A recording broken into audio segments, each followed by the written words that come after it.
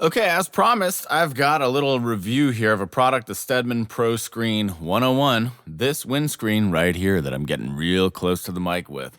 So not every microphone needs a windscreen. Only condenser microphones do. You might have seen the typical podcast mic, which is the Shure SM7B, the one that has a little black foam cover. If you've seen a podcast in the last year, chances are it's the Shure SM7B because that's what everyone is using because everyone is using it. That's a great microphone. Many top podcasts are using that.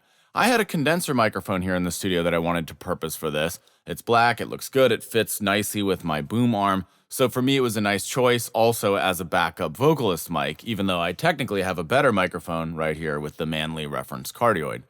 So this is a staple pop shield of the voiceover industry. Because it's made of metal, it doesn't dull the highs. If you use one of those typical foam or nylon windscreens, they dull the high frequencies, which can make you sound more muffled.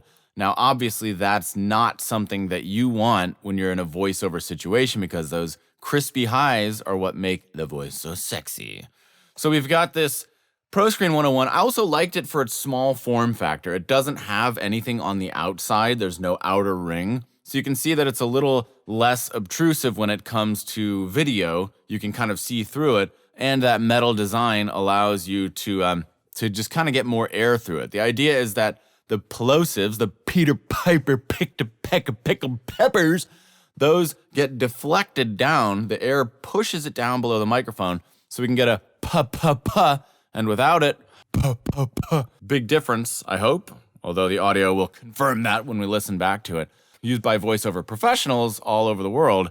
I like it. It seems to be great. I've heard that if you sing through it loud, like, oh, you're going to get maybe some ringing in the metal that it may resonate. I haven't experienced that yet. We've tried some singing. I have not encountered that, but that is something to watch out for with these metal ones. Now, obviously, if you're using a dialogue recording mic like the Sennheiser 416, that also has foam. So anything that has foam on top of it is going to obviate the need for a windscreen. But if you have a condenser microphone or anything like that, you are going to want to have a windscreen like this to get rid of the plosives when you say P's and B's. So I didn't have that for the first few weeks of using this. Sorry about that. Hopefully it's not too big of a deal, but so far so good. The build quality is solid.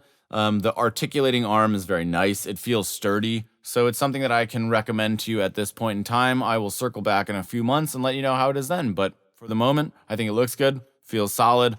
Made in the U.S., which is cool, supporting a local business for here in the U.S., and seems to be working well. Peter Piper picked a peck of pickled peppers.